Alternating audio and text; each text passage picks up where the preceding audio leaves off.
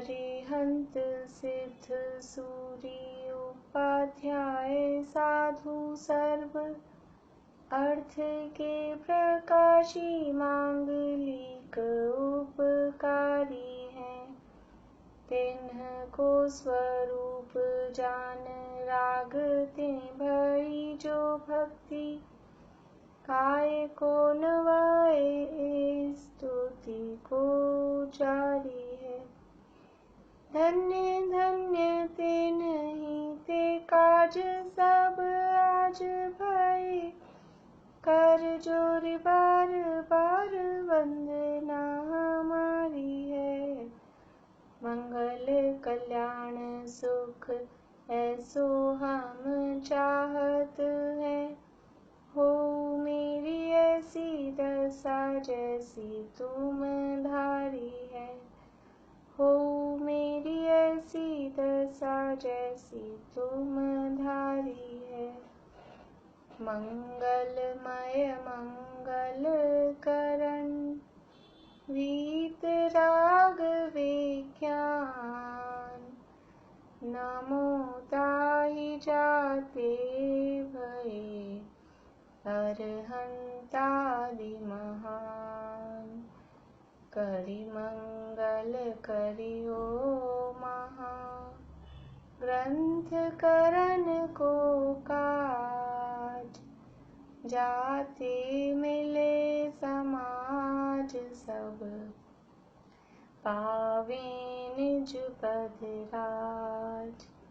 मिथ्या भाव अभाव ते जो प्रगटे निज भाव सो जयवंत रहो सदा यही मोक्ष उपाय यही मोक्ष उपाय।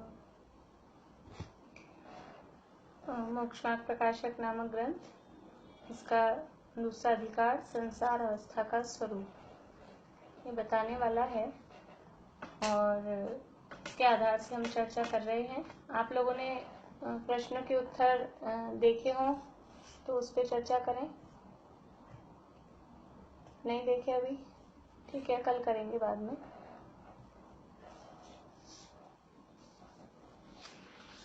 हमारा विषय चल रहा है कर्मों के उदय जन्य जीव की अवस्थाएं, जिसमें हमने ज्ञानावरण, दर्शनावरण, मोहनीय, अंतराय और वेदनीय कर्म उदयजन्य अवस्था तक की चर्चा हमने कर ली है। कि वेदनीय कर्म के उदय में बाहर में सुख दुख उत्पन्न होने योग्य परिस्थितियां हमें मिलती हैं। साता वेदनीय का उदय होता है तो सुख फील होने योग्य परिस्थिति। आवाज नहीं आ रही।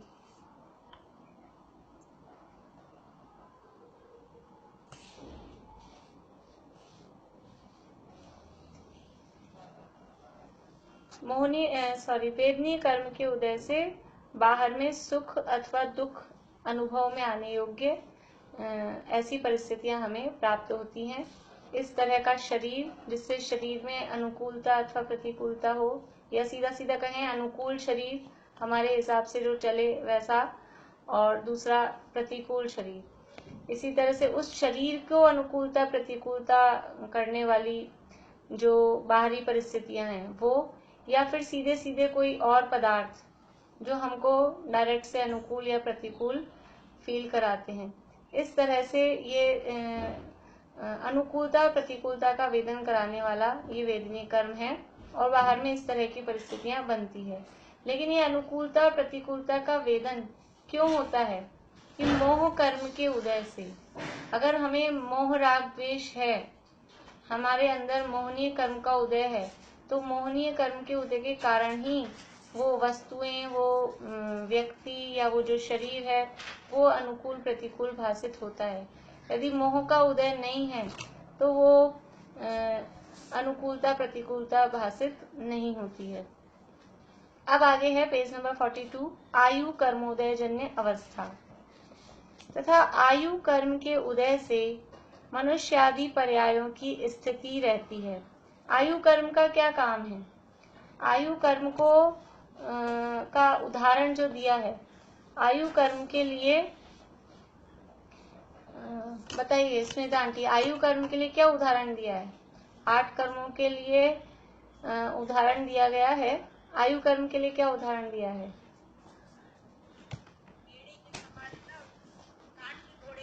हाँ, काठ का घोड़ा यानी बेड़ी के समान। आयु कर्म है बेड़ी के समान है। जैसे कि बेड़िया समझ में आता है हमको, काठ का घोड़ा तो पुराने जमाने का हो गया है। जैसे किसी व्यक्ति को बेड़ी से बांध दिया गया है तो वो उससे बाहर नहीं निकल सकता है, वो उसमें उसको वहीं अटके रहना पड़ेगा, जहां उसको बांध दिया है उसको वहीं टिके रहना पड़ेगा। ऐसे ही ये आयु कर्म है। ये आयु कर्म के कारण ये जो भव हमें मिला है उस भव में आयु कर्म टिकाए रखता है।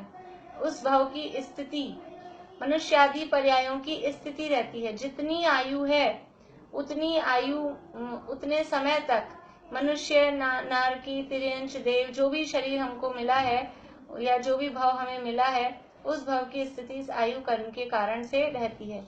आयु कर्म का उदय होने पर आयु कर्म में कौन कौन सी अवस्थाएं बन सकती है? उदय, उपशम, क्षय और क्षयोपशम। इन 4 अवस्थाओं में से आयु कर्म में कौन कौन सी अवस्थाएं बन सकती है? बोलिए अंशिका।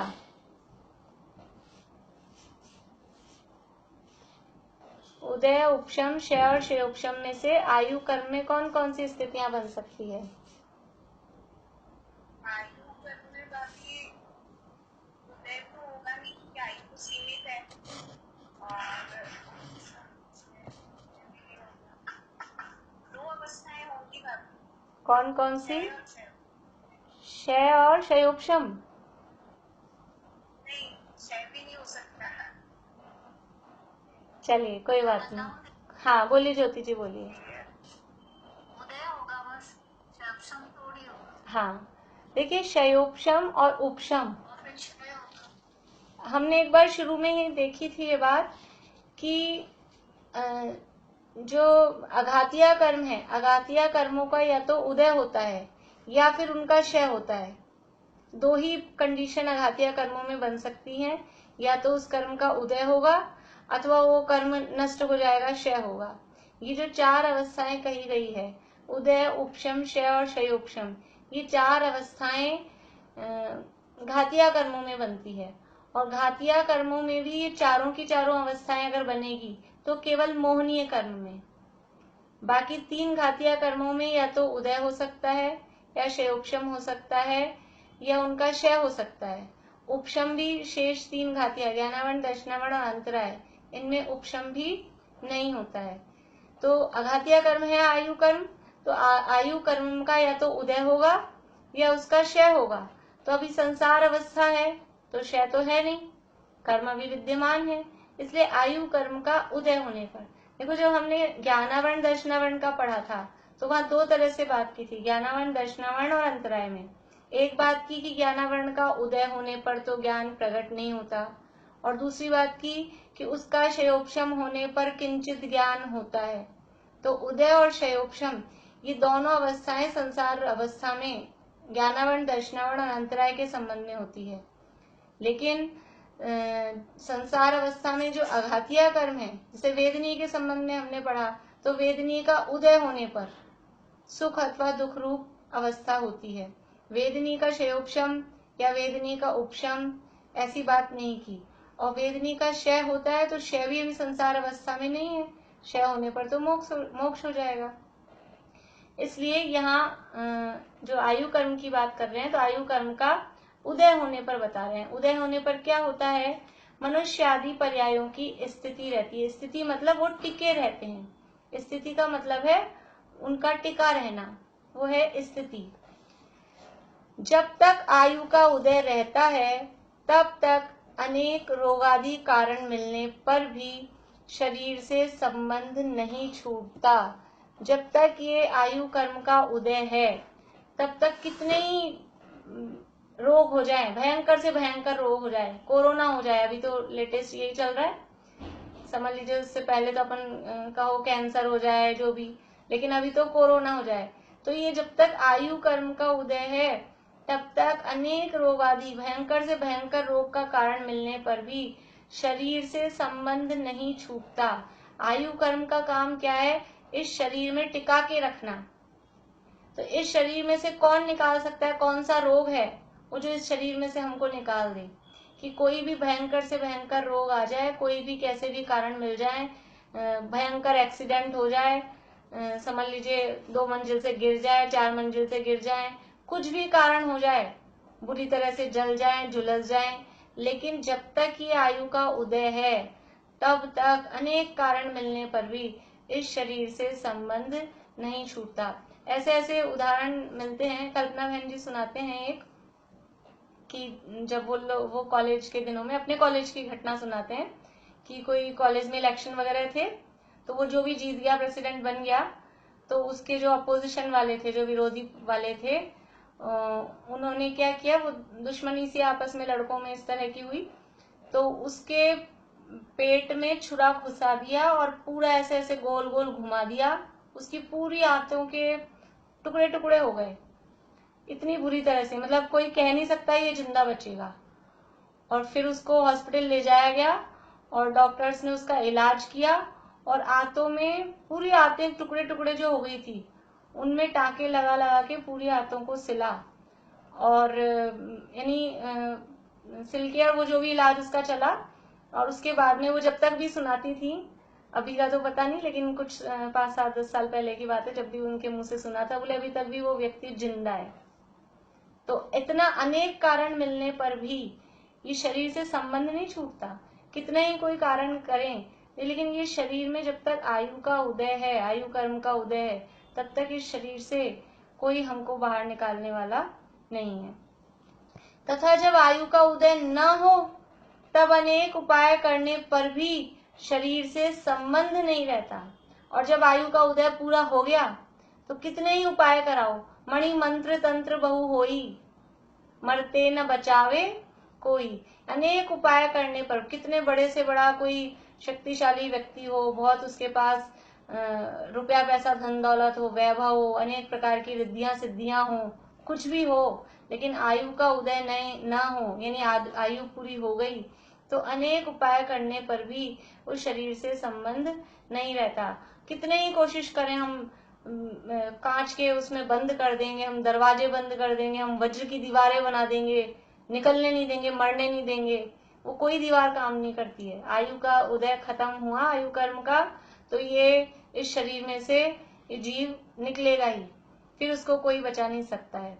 उस ही काल, यानी जब आयु का उदय न हो तब अनेक उपाय करने पर भी शरीर से संबंध नहीं रहता। उस ही काल आत्मा और शरीर पृथक हो जाते हैं। जैसे ही आयु का संबंध पूरा हुआ, आयु का उदय, और कितने ही उपाय करो। एक सच्ची घटना है, मेरे एक अंकल थे और उनको कैंसर हुआ, और कैंसर भी ऐसे पता लगा कि आज पता लगा है कि कैंसर है, और मतलब बिल्कुल लास्ट स्टेज वाला। और उनकी बेटियां हैं, उनकी तो वो बाहर रहती हैं बेटियां, तो एक तो कहीं जापान में थी, और डॉक्टर्स ने कह दिया था कुछ 24 घंटे 36 घंटे इतना सा बस ये जी पाएंगे, यानी इस स्थिति पर उनको पता लगा, उससे पहले पता ही नहीं लगा कि कैंसर है। तो और जो इंडिया में जो बेटियां रहती थी वो तो आ गई, अब वो जो जापान वाली थी उसने भी आने की पूरी मतलब प्लानिंग करी, आ ही रही थी। तो अब वो सब कह रहे हैं कि वो 5 बजे आने वाली है, डॉक्टर साहब इनको 5 बजे तक बचा लो, बस वो 5 बजे आने वाली है और आप 5 बजे तक इनको जिंदा रखो। अब वो रुकेगा क्या जीव? आयु का उदय है तब तक कोई कहे इनको 1 सेकंड पहले यहाँ से पहुंचा दो, यहाँ से निकाल दो शरीर से, तो 1 सेकंड पहले कोई निकाल नहीं सकता। और आयु का उदय खत्म हुआ, आयु कर्म खत्म हुआ, वो 5 बजे आने वाली है, या और उसके आधा घंटे पहले ही वो देखते देखते आंखों के सामने चले गए। तो कोई जब आयु का उदय खत्म हो जाए तो कोई उसको बचा नहीं सकता, शरीर से संबंध नहीं रहता। ये आयु कर्म के उदय जन्य अवस्था है। आयु कर्म का जैसा उदय है उस हिसाब से शरीर की अवस्था बनी रहती है। इस संसार में जन्म जीवन मरण का कारण आयु कर्म ही है।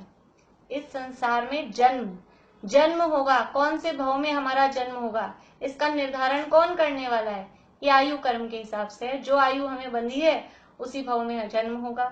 और जीवन, ये जीवन क्यों टिका हुआ है? ये जीवन भी आयु कर्म से टिका हुआ है। और मरा क्यों कोई व्यक्ति? आयु कर्म खत्म हो गया।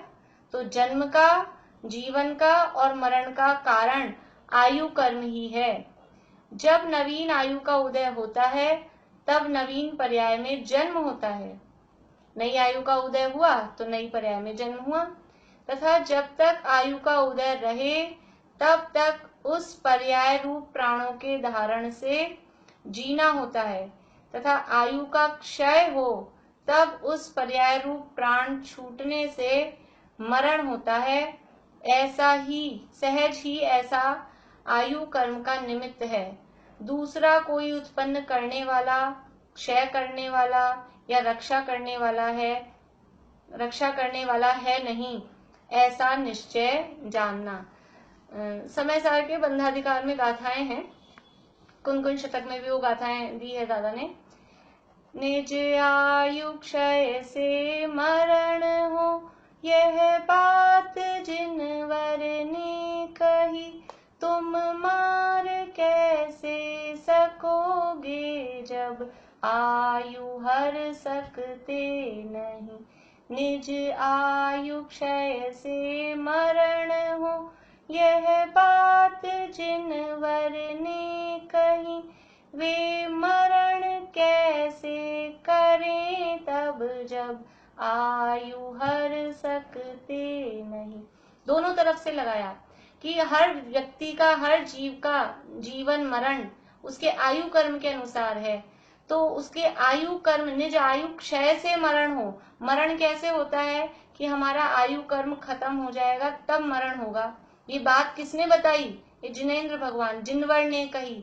और फिर हमको लगता है हम किसी को मार दें, इस तरह के परिणाम वाले जीव होते हैं, उसको मैं जिंदा नहीं छोड़ूंगा, उसको मैं मार दूंगा, जान से मार दूंगा।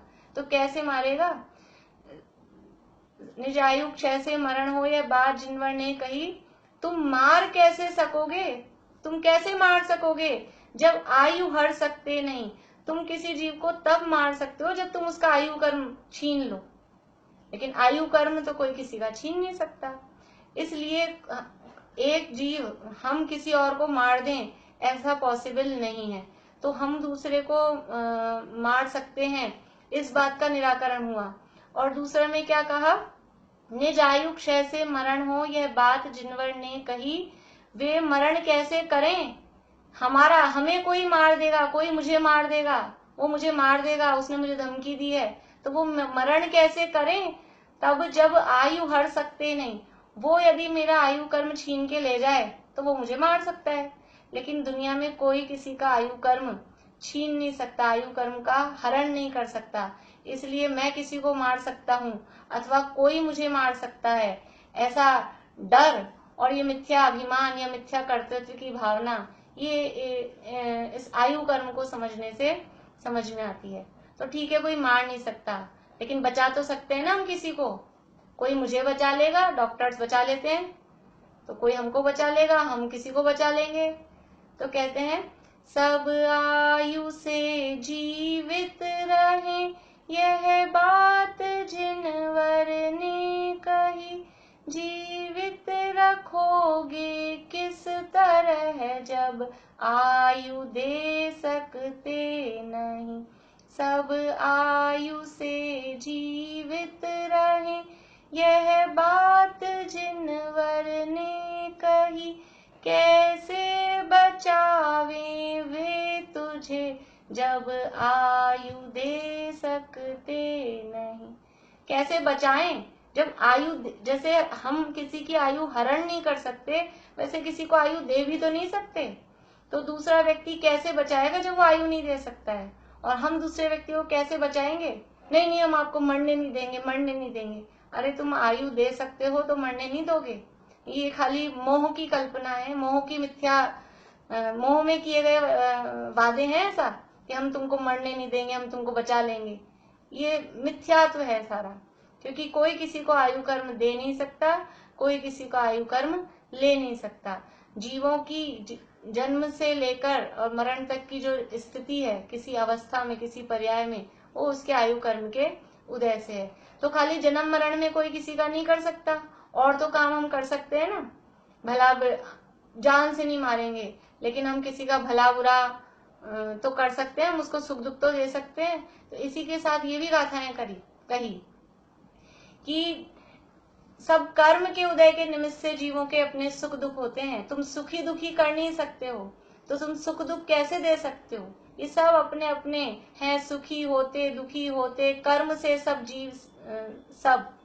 तू कर्म दे सकता न जब, सुख दुख दे किस भांति तब। बहुत सारी गाथाएं लगातार ये बंधाधिकार में इस तरह की दी गई हैं कि वास्तव में कोई किसी का करता धरता, जन्म का, मरण का, सुख का, दुख का, एक द्रव्य दूसरे द्रव्य का करता नहीं है। ये आयु कर्म के उदयजन्य अवस्था समझकर ये हमको ये अकर्तृत्व की भावना जागृत होती है। और जितना दुनिया भर का डर है, बीमारी से मर जाएंगे, मौसम से मर जाएंगे, दूसरा व्यक्ति कोई मार देगा, ये वो, ये अपने कर्म के उदय के अनुसार जितनी आयु है उस आयु के अनुसार वो सारी व्यवस्था बनती है, उसके अलावा कुछ भी नहीं हो सकता है। बहुत सारे प्रसंग ऐसे होते हैं, डॉक्टर्स जवाब दे देते हैं, इतने घंटों का टाइम दे देते हैं, फिर क्या होता है कि बच जाते हैं। क्यों बच गए? कि डॉक्टर ने बचा लिया, कि आयु बाकी थी तो बच गए। और कभी कभी ऐसे होता है कि पता ही नहीं था, बैठे बैठे ही गए। कि क्यों? आयु कर्म पूरा हो गया। कि अभी तो मिले थे, कल तो मिले ही थे, अच्छे भले तो थे ही, तो अच्छे भले थे, आयु कर्म पूरा हो गया। किसी को पता लगता है? तो किसकी आयु कितनी है, कब आयु कर्म पूरा हो जाएगा, ये किसी को पता नहीं लगता है। ये जब तक आयु है तब तक इस भव की स्थिति है, और जैसे ही आयु पूरी होती है वो भव की स्थिति पूरी हो जाती है। तो इस संसार में जन्म जीवन मरण का कारण आयु कर्म ही है। जब नवीन आयु का उदय होता है तब नवीन पर्याय में जन्म होता है, तथा जब तक आयु का उदय रहे तब तक उस पर्याय रूप प्राणों के धारण से जीना होता है। उस पर्याय रूप प्राणों के धारण से, यानी वो पर्याय में है और उस पर्याय रूप एक आयु नाम का एक प्राण है। 10 प्राणों में जो व्यवहार प्राण कहे जाते हैं, 10 प्राण, उसमें 5 इंद्रियां और 3 बल यानी मन वचन और काय, फिर एक है आयु और एक है श्वासोच्छ्वास। तो आयु भी एक प्राण है, और ये समझ लीजिए कि सबसे प्रबल कारण है निमित्त कारणों में, व्यवहार कारणों में, कि जब तक उस आयु का उदय है तब तक ये जीवित रहता है, तब तक मरण नहीं हो सकता है। तो जब तक आयु का उदय रहे तब तक उस पर्याय रूप प्राणों के धारण से जीना होता है, तथा आयु का क्षय हो तब उस पर्याय रूप प्राण छूटने से मरण होता है। यदि आयु प्राण का क्षय हो जाए, आयु खत्म हो जाए, तो फिर दूसरे जो प्राण हैं, श्वासोच्छ्वास है कि इंद्रियां हैं, फिर वो प्राण काम नहीं देंगे। अगर आयु पूरी हो गई है तो फिर सांस चलती नहीं रहेगी, ये सारे प्राण भी उसी समय खत्म होंगे। आयु खत्म हो गई और सांस चल रही है, ऐसा नहीं हो सकता। ऐसा तो एक बार पॉसिबल है कि बाहर में हमको श्वास चलती हुई नहीं दिखाई दे, लेकिन अंदर आयु कर्म बचा हुआ हो। ऐसी मिस्टेक्स कई बार हो जाती है डॉक्टर से कि वो लगता है उनको मर गया, सांस पकड़ में नहीं आई उनके, यद्यपि अंदर वो सूक्ष्म रूप में होती है तो पकड़ में नहीं आती, तो मृत घोषित कर देते हैं, और फिर पता लगा कि ले गए, पहुंच गए शमशान में, और वहां उठ के खड़े हो गए वो भाई साहब। तो ये ऐसा तो पॉसिबल है, लेकिन आयु खत्म हो जाए उसके बाद में श्वासोच्छ्वास बची रहे, इंद्रियां बची रहे। इंद्रिय का मतलब है भाव इंद्रियां, ये जो इंद्रिय प्राण यहाँ गिनाया है मतलब भाव इंद्रियां। आयु पूरी हो गई और अपना ज्ञान बचा हुआ है, क्षयोक्षम ज्ञान, ऐसा नहीं हो सकता है। तो आयु का क्षय हो तब उस पर्याय रूप प्राण छूटने से मरण होता है। सहज ही ऐसा आयु कर्म का निमित्त है, दूसरा कोई उत्पन्न करने वाला, क्षय करने वाला या रक्षा करने वाला है नहीं। समझ लीजिए कभी कभी अन्य मतों में ज्यादा चलता है कि हमारे जीवन दाता कौन है, कि हमारे माता पिता हमारे जीवन दाता हैं। व्यवहार से कथन सही है, माता पिता के प्रति भक्ति का परिणाम, उपकार का परिणाम होना चाहिए। लेकिन वास्तव में ही ऐसा माने कि जन्म कौन दिया, किसने हमको जीवन दिया, कि माता पिता ने, तो ऐसा नहीं है। ये उत्पन्न करने वाला कौन है, इस मनुष्य रूप अवस्था में उत्पन्न करने वाला कौन है, कि वो है मनुष्य आयु कर्म। वो कर्म, आयु कर्म है, वो इसमें उत्पन्न करने वाला है। और हमको मारने वाला कौन है, कि कोई दूसरा मारने वाला भी नहीं है। रक्षा करने वाला, समझ लीजिए जो ब्रह्मा, विष्णु और महेश, ये 3 देवताओं की कल्पना करते हैं। ब्रह्मा जी उत्पन्न करते हैं, विष्णु जी रक्षा करते हैं, और महेश मार देते हैं, संहार कर देते हैं। तो ऐसा कोई ब्रह्मा उत्पन्न करने वाला और विष्णु रक्षा करने वाला और महेश मारने वाला, ऐसे कोई देव दुनिया में नहीं है। अपना आयु कर्म ही ब्रह्मा है। अभी क्योंकि आयु कर्म की बात है, इसलिए अभी आयु कर्म की तरफ से बात कर रहे हैं, निमित्त की तरफ से भी कह रहे हैं। तो आयु कर्म ही ब्रह्मा है और आयु कर्म ही महेश है और आयु कर्म ही विष्णु है। वो टिकाए रखने का काम, रक्षा करने का काम भी कौन करेगा, कि जब आयु कर्म है तो रक्षा स्वयं होगी। आयु कर्म प्रारंभ हुआ, उदय उसका हुआ, तो वो जन्म होता है। आयु कर्म खत्म हुआ तो नाश होता है, मरण होता है। इसलिए इस आयु कर्म के अलावा दूसरा कोई उत्पन्न करने वाला, क्षय करने वाला या रक्षा करने वाला है नहीं, ऐसा निश्चय जानना।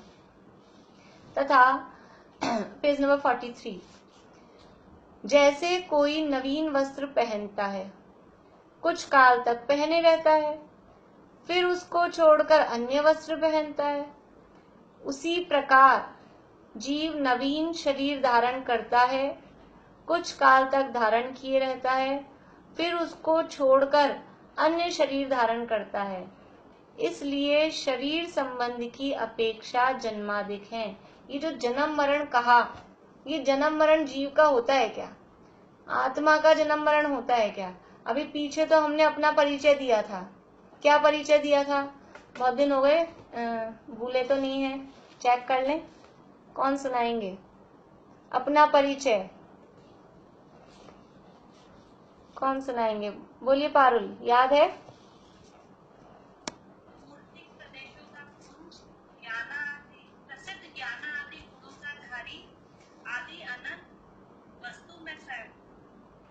हाँ, बढ़िया, अनादि अनंत। बोलिए बेला भाभी, क्या है अपना परिचय?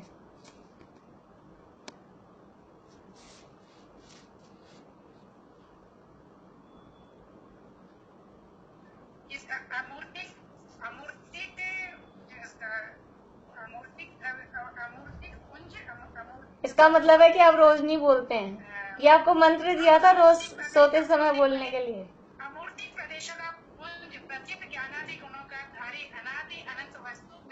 हाँ, अमूर्तिक प्रदेशों का पुंज, प्रसिद्ध ज्ञानादि गुणों का धारी, अनादि अनंत वस्तु में स्वयं हूँ।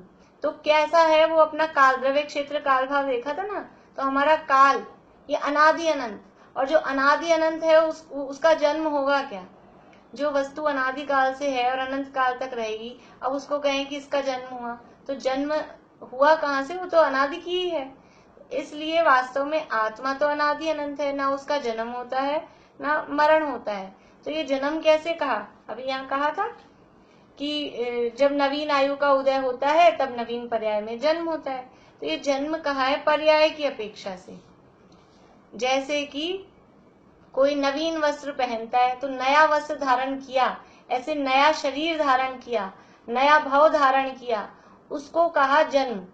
आत्मा वास्तव में अनादि से है, लेकिन वो किसी नए शरीर को प्राप्त किया, नए भाव को प्राप्त किया, तो उस अपेक्षा से जन्म कहा जाता है। फिर कुछ काल तक वो वस्त्र पहने रहते हैं, तो ऐसे ही कुछ काल तक उस भाव में नया भाव धारण किया, फिर कुछ काल तक उस भाव में रहते हैं और फिर वो वस्त्र चेंज कर देते हैं, वस्त्र को खोलते हैं, दूसरा वस्त्र पहनते हैं।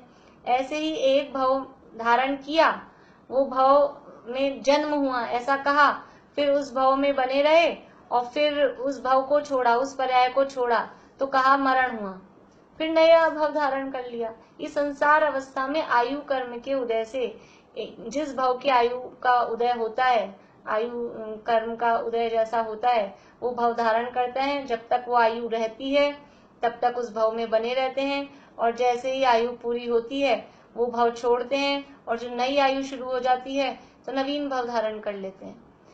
इस प्रकार की ये संसार में अवस्था बनती रहती है। इसलिए शरीर संबंध की अपेक्षा जन्मादि है। ये जो जन्म मरण कहे हैं, ये शरीर का संबंध नया नया हो रहा है, तो नया शरीर मिला उसको जन्म कहा, और वो जो मिला था वो छूट गया उसको मरण कहा। शरीर संबंध की अपेक्षा जन्मादि है। जीव जन्मादि रहित नित्य ही है। जीव कैसा है? जन्मादि यानी जन्म मरण इनसे रहित, नित्य। नित्य यानी सदा काल एक सा रहने वाला। जीव सदा काल स्थायी रहने वाला है। अभी जीव संसार में है और फिर जीव मोक्ष में चला जाएगा, तब तो जीव खत्म हो जाएगा ना। मोक्ष में जब जीव चला जाएगा तब तो खत्म हो जाएगा, कि तब भी जीव ही रहेगा।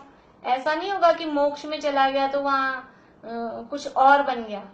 अभी भी संसार में भी जीव है, मोक्ष में भी जीव ही रहेगा। इसका नाम है नित्य। जीव सदा काल जीव ही रहेगा, जीव बदल के कुछ और नहीं हो जाएगा। तो ये तो जीव जन्म मरण जिसका हो रहा है, ये जन्म मरण तो शरीर के संबंध की अपेक्षा से कहा गया है। जीव तो नित्य ही है, सदा काल एक सा ही है।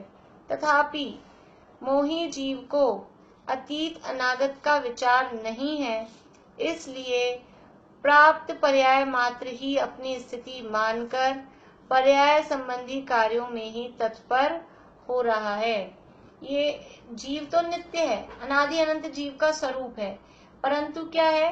मोही जीव। मोही मतलब ये मोह के उदय से, मिथ्यात्व के उदय से जीव को अतीत अनागत, भूतकाल का और भविष्य का ये विचार नहीं है। केवल अभी कहाँ ध्यान है, सारा कंसंट्रेट कहाँ पर हो रहा है कि अभी बस वर्तमान को, ना पिछला सोच रहा है ना भविष्य का सोच रहा है, कि अभी मैं मनुष्य हूँ और अभी स्त्री हूँ या अभी जिस स्थिति में हूँ, बस वर्तमान को देख रहा है। लेकिन मैं इस मनुष्य अवस्था से पहले भी था और मैं इस मनुष्य अवस्था के बाद में भी रहूंगा, ऐसा भूत भविष्य का कुछ विचार नहीं कर रहा। बस अपना तो काम क्या है, अभी अपना ये घर गृहस्थी संभालना, ये भाव में अपना अभी जो स्थिति है इसमें अपना अच्छे से कामकाज चलते रहना। जितनी भी सोचते हैं इस भाव के बारे में सोचते हैं। कैसे पता कि इसी भाव के बारे में सोचते हैं? कि जितना हमने इतना तामझाम जो इकट्ठा है ना, हमारा मकान, दुकान, रुपया, पैसा, कपड़े, बर्तन, गहने, गाड़ियां, घोड़े, जो भी चीजें हैं, ये सब क्यों हमने जमा कर रखी है? किसके काम आएंगी? इस भाव में काम आएंगी, अभी हमारे काम आएंगी।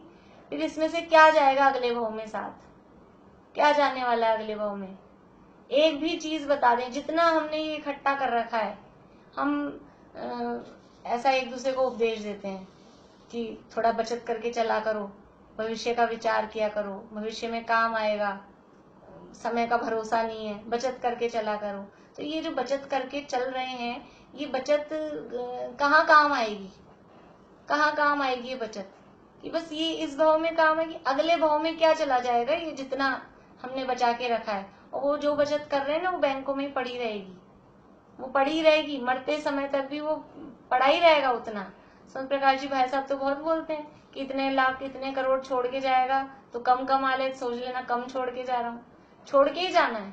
मरते समय कोई ऐसा नहीं होगा कि कोई जीरो होके मर रहा हो, कि किसी के पास कोई बैंक बैलेंस नहीं है। ऐसे तो समझ लीजिए मुनिराज ही होंगे, बाकी सब बैंक बैलेंस अपना इतने लाख इतने ये, और अपने समझ लो तीर की बैठक होती है ना, तो उसमें रुपया पैसा तो नहीं बताते, लेकिन ऐसे कहते हैं ये अपने पीछे भरा पूरा परिवार छोड़ कर गए हैं, इतने पुत्र इतनी पुत्रियां इतने पोते पोती ये सब छोड़ के गए हैं। ये ना तो रुपया पैसा धन दौलत साथ जाने वाला है, ना ये जो पति पत्नी माता पिता बच्चे ये जो दिखाई दे रहे हैं चेतन पदार्थ, ये भी कोई साथ में नहीं जाने वाले।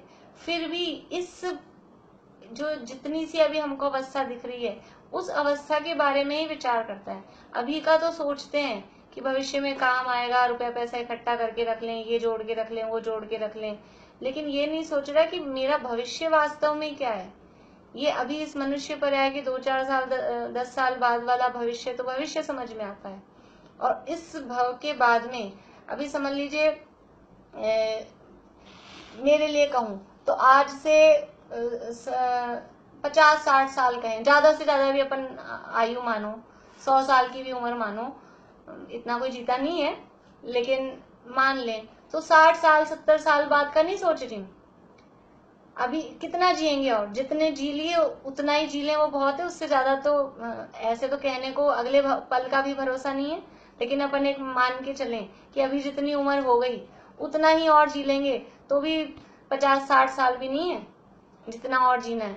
तो हम 50 साल आगे का नहीं सोच रहे, हम बस 2-5-10 साल का ही सोच रहे हैं। 50 साल बाद जब ये आयु पूरी हो जाएगी फिर क्या होगा, इस भाव का विचार करते हैं। इस पर्याय संबंधी तो सारा कार्यों में तत्पर हैं कि ये इसका शादी करना है, इसको पढ़ाना है, ये रुपया इकट्ठा करना है, और ये शरीर के लिए ये खाना है, ये नहीं खाना है, अभी से ये खाने लग जाओ तो ये कमी नहीं होगी, वो कमी नहीं होगी। खाली बस इस पर्याय जितना ही सारा विचार चल रहा है, सारा जो पुरुषार्थ लग रहा है वो इसी भाव के संबंध में लग रहा है। लेकिन ये नहीं विचार कर रहे कि इस भाव के आगे भी मेरा जीवन तो रहेगा, उसके लिए हमने क्या किया, उसके लिए क्या इकट्ठा किया, उसके लिए हमारा क्या प्लानिंग है, क्या बचत कर रहे हैं हम उसके लिए, कि वो कुछ विचार ही नहीं है। तो ये मोही जीव को अतीत अनागत का विचार नहीं है, इसलिए प्राप्त पर्याय मात्र ही अपनी स्थिति मानकर पर्याय संबंधी कार्यों में ही तत्पर हो रहा है। बस इस पर्याय संबंधी जो कार्य हैं उन कार्यों में ही तत्पर हो रहा है। वास्तव में ये जो पर्याय की स्थिति ये आयु कर्म के उदय के हिसाब से जितनी है उतनी है, लेकिन इसके बाद भी मेरी स्थिति खत्म कौन होगा, खत्म कौन होगा, आयु कर्म क्षय होगा, मेरा क्षय नहीं होगा, आयु कर्म का क्षय होगा, आयु कर्म के उदय से मिली ही हुई इस पर्याय का क्षय होगा, परंतु मैं तो अनादि अनंत हूं, मेरा कभी नाश होने वाला नहीं है, ऐसा विचार नहीं करते। इस प्रकार आयु से पर्याय की स्थिति जानना। तो आयु कर्म के उदय से ये जो पर्याय मिली हुई है इस पर्याय की स्थिति रहती है, ऐसा ये संसार अवस्था में आयु कर्म के उदय जन्य अवस्था बनती है। अब है आगे। हाँ बोलिए। आयु जैसे अभी शरीर में है तो क्या इसमें आकर्षण अवकर्षण हो सकता है इसी आयु? नहीं नहीं, देखिए आयु कर्म दो प्रकार का कहा गया, वैसे एक ही है लेकिन बंधने की अपेक्षा। एक है बध्यमान, यानी जो बंध गई है अगले भव की आयु। एक तो आयु ऐसी है जो अगले भव की बंध गई है, और एक आयु ऐसी है जो इस भव में हम भोग रहे हैं। ये दो प्रकार का आयु। एक जो इस भव में भोग रहे हैं उसे कहते हैं भुज्यमान आयु, जिसे हम भोग रहे हैं वो कहलाती है भुज्यमान आयु। और जो अगले भव के लिए हमने बांध ली है तो वो कहलाती है बध्यमान, जो बंधी हुई है वो कहलाती है बध्यमान आयु। तो आयु कर्म में, आयु कर्म के संबंध में क्या नियम है, संक्रमण के नियम।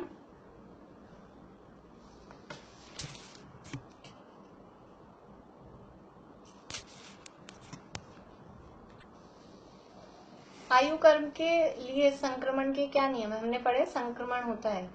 संक्रमण के क्या नियम है आयु कर्म के संबंध में, कि आयु कर्म में संक्रमण नहीं होता। संक्रमण के नियम पढ़े थे कि एक कर्म का एक मूल कर्मों में आपस में संक्रमण नहीं होता। उत्तर प्रकृतियों में सहजातीय यानी ज्ञानावर्ण का ज्ञानावर्ण में, दर्शनावर्ण का दर्शनावर्ण में ऐसे संक्रमण हो सकता है, लेकिन उसमें एक्सेप्शन था कि दर्शन मोहिनी का चारित्र मोहिनी में नहीं होगा, चारित्र मोहिनी का दर्शन मोहिनी में नहीं होगा। और आयु कर्म में तो संक्रमण होगा ही नहीं। आयु कर्म के 4 भेद हैं, 4 प्रकार की आयु, मनुष्य, नरक आयु, तिर्यंच आयु, मनुष्य आयु और देव आयु। तो आयु एक बार जो बंध गई उस आयु में परिवर्तन, संक्रमण नहीं होता। तो ये जो बंध गई अगले भव की, और जो भोग रहे हैं वो तो भोग ही रहे, तो आयु कर्म में संक्रमण नहीं होता, लेकिन उत्कर्षण और अपकर्षण संभव है। आयु कर्म में उत्कर्षण यानी स्थिति का बढ़ना और अपकर्षण यानी स्थिति का घटना, ये उसमें संभव है। लेकिन कौन सी आयु में संभव है, जो आयु भोग रहे हैं उसमें, या जो आयु अगले भव की बंधी हुई है उसमें। जो भोग रहे हैं मतलब भुज्यमान आयु में, और जो अगले भव की बंधी हुई है मतलब बध्यमान। किस आयु में ये परिवर्तन संभव है, उत्कर्षण अथवा अपकर्षण संभव है। तो जो आयु भोग रहे हैं उस आयु में किसी भी प्रकार का चेंजेस संभव नहीं है। जो आयु भोग रहे हैं उसमें उत्कर्षण और अपकर्षण संभव नहीं है। सामान्य है, अभी उसमें कुछ और विशेषता है, बात करते हैं। और जो आयु अगले भाव की बंधी हुई है, अगले भाव की बंधी हुई आयु में आराम से उत्कर्षण भी हो सकता है, अपकर्षण भी हो सकता है, संक्रमण नहीं होगा। लेकिन अगले भाव की बंधी हुई आयु, जिसे हम बध्यमान आयु कहते हैं, बध्यमान आयु में उत्कर्षण और अपकर्षण संभव है। जैसे समझ लीजिए हम बाजार से कोई सामान लाते हैं, कोई हमने ऐसी चीज लाए हैं जो पैकेट में पैक है, पैकेट लाए हैं। तो दो तरह की चीजें होती है। एक तो ऐसा है कि वो हमने 2 पैकेट लिए, समझ लीजिए चाय के 2 पैकेट लिए, चाय पत्ती के 2 पैकेट हमने ले लिए। तो एक पैकेट हमने खोल लिया, एक पैकेट अभी बंद है। तो जो पैकेट खुल गया उसे कहेंगे भुज्यमान आयु, भोगना चालू कर दिया, उसको यूज लेना। भुज्यमान मीन्स जो आयु यूज में आ रही है। तो जो पैकेट खुल गया है वो भोगना चालू कर दिया है, वो भुज्यमान आयु के समान। और जो पैकेट अभी बंद है, पैक है, वो कहलाएगा बध्यमान, वो अगले भाव की बंधी हुई है, बध्यमान आयु। अब हमें वो चाय पसंद नहीं आई, कुछ हमको अच्छा नहीं लगा टेस्ट, तो हम क्या चाहते हैं, चेंज कराना। तो कौन सा पैकेट चेंज होगा, कौन सा पैकेट चेंज होगा कि जो दुकानदार कहेगा जो पैक है वो आप वापस दे जाओ। लेकिन जो आपने खोल लिया, खुली हुई चीज वापस नहीं होगी, जो खोल लिया उसको तो आप काम में लो। तो ऐसे ही ये उत्कर्षण और अपकर्षण है। तो जो पैक है उस पैक में तो संभव है, लेकिन जो आयु खुल गई, काम में आना चालू हो रही है, बुद्धिमान है, उसमें ऐसे उत्कर्षण और अपकर्षण संभव नहीं है। लेकिन कुछ दुकानदार ऐसे भी होते हैं, हमारे घरेलू टर्म्स हैं, काफी सामान लेते रहते हैं, रोज उन्हीं से लाते हैं। या समझ लीजिए पैकेट वाला नहीं है, हमने खुली कोई चीज ली है, तो वो क्या करते हैं कि हमने कुछ थोड़ा सा यूज में लिया, हमको पसंद नहीं आया, और हमने उनको कहा कि हमको पसंद नहीं आया, ठीक है आप ला देना, काम में ली हुई वापस ला देना। तो कुछ चीजें ऐसी होती है जो काम में ली हुई भी वो कोई दुकानदार ऐसे होते हैं वो वापस कर लेते हैं। तो ऐसे ही ये आयु कर्म 4 है, नरक, तिर्यंच, मनुष्य और देव। ये 4 प्रकार के आयु कर्म हैं। इसमें से नरक यानी नारकी और देव, नरक आयु और देव आयु, इनमें तो जो आयु खुल गई है, जो चालू हो गई है, जो भुज्यमान आयु है, उसमें किसी भी प्रकार का परिवर्तन संभव नहीं है। बध्यमान आयु में तो चारों आयु में परिवर्तन संभव है, यानी जो अगले भाव की बंधी है उसमें तो चाहे मनुष्य की हो, नरक की हो, तिर्यंच की हो, देव की हो, कोई सी भी आयु हो, चारों में ही उत्कर्षण अपकर्षण पॉसिबल है। लेकिन जो इस भाव की चल रही है, इस भाव की आयु में देव और नारकियों की आयु में किसी भी तरह से कोई भी परिवर्तन संभव नहीं है, वो पैकेट वापस नहीं होगा। लेकिन जो मनुष्य और तिर्यंच हैं, उन मनुष्य और तिर्यंचों में से जो कर्म भूमि के मनुष्य और तिर्यंच हैं, उन कर्म भूमि के मनुष्य और तिर्यंचों में जो वर्तमान में आयु भोग रहे हैं, जो वर्तमान आयु चल रही है, मनुष्य आयु अथवा तिर्यंच आयु, उसमें अपकर्षण, जिसे उदीर्णा भी कहते हैं, अपवर्तन भी कहते हैं, उस मनुष्य तिर्यंचों की वर्तमान आयु में, भुज्यमान आयु में अपवर्तन अपकर्षण भी संभव है। समझ में आ रही है बात? जैसे कि किसी दुकानदार ने वो खुला हुआ पैकेट वापस ले लिया था, लेकिन कोई ले लेता है, सब नहीं लेते हैं। ऐसे ही 4 आयु में से नरक आयु और देव आयु, इनका तो खुला हुआ पैकेट में कोई चेंजेस नहीं होगा, वो तो जितनी आयु है एज इट इज पूरी की पूरी भोगनी होगी, उसमें कोई कमती बढ़ती नहीं होगा। लेकिन मनुष्य आयु और तिर्यंच आयु में, उसमें भी कर्म भूमि के मनुष्य और तिर्यंचों में, भोग भूमि के मनुष्य और तिर्यंचों की भी जितनी आयु है उतनी ही पूरी पूरी भोगनी होगी, उसमें किसी प्रकार का अपकर्षण संभव नहीं है। लेकिन जो कर्म भूमि के मनुष्य और तिर्यंच हैं, उनकी आयु में ये अपवर्तन अपकर्षण पॉसिबल है। इसके लिए तत्वार्थ सूत्र में दूसरे अध्याय का अंतिम सूत्र है, औपाधिक चरमोत्तम देहा संख्ये वर्षायुषो अनपवर्त्य आयुष है। ये किनकी आयु अपवर्तन से रहित है वो इस सूत्र में बताया गया है कि जो उपाद जन्म वाले हैं यानी देव और नारकी, और चरम उत्तम शरीर वाले हैं, जो चरम मतलब उसी भव से मोक्ष जाने वाले हैं, और उत्तम देह यानी शलाका पुरुष हैं, कुछ महापुरुष हैं। तो ऐसे महापुरुष जो उसी भव से मोक्ष जाने वाले हैं वो देव और नारकी, और उसी भव से मोक्ष जाने वाले महापुरुष दो, और तीसरा कहा असंख्यात वर्ष की आयु वाले जीव, यानी वो होते हैं भोग भूमि के जीव। इन तीन जीवों की, इन तीन लोगों की या तीन तरह की आयु में, भुज्यमान आयु में अपवर्तन नहीं होता है, अनपवर्त्य है, उनकी आयु में परिवर्तन नहीं होता है। बाकी कौन बचे?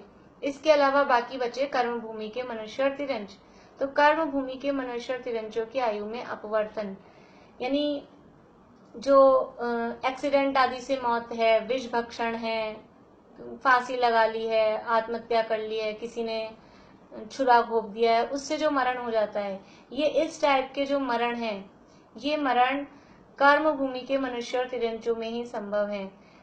नरकों में कितना ही दुख हो, लेकिन कोई नारकी सोचे कि मैं आत्महत्या कर लेता हूँ, मुझे ये दुख सहन नहीं हो रहे, तो वहां आत्महत्या नहीं कर सकता। वो जितनी आयु है उतनी आयु पूरी भोगनी पड़ेगी। देवों में कोई इस तरह का, यद्यपि देव नहीं सोचेंगे, लेकिन देवों में यदि इस तरह का किसी को हो कि किसी को जल्दी मार दें या किसी को विष खिला दें या खुद वो विष खा ले, तो ऐसा वहां पॉसिबल नहीं है। जितनी आयु है उतनी पूरी भोगनी होगी। इसी तरह से भोग भूमि के जो जीव हैं उनकी भी आयु में इस तरह से अकाल मरण, जिसे हम अपने शब्दों में कहते हैं, या अकाल मरण वाली पॉसिबिलिटी वहां नहीं होती है। कर्म भूमि के मनुष्य और तिरंजों में इस तरह की संभावना वो बनती है कि वो आयु तो समझ लीजिए कुछ लंबी थी, लेकिन वो कुछ ऐसे कारण ऐसे बने कि वो सारे जो आयु जितनी बाकी बची थी वो सारी आयु एक साथ फटाफट उदय में आ जाती है, उदीर्णा उसे कहते हैं, और उसके कारण वो आयु जल्दी खत्म होती हुई दिखाई देती है।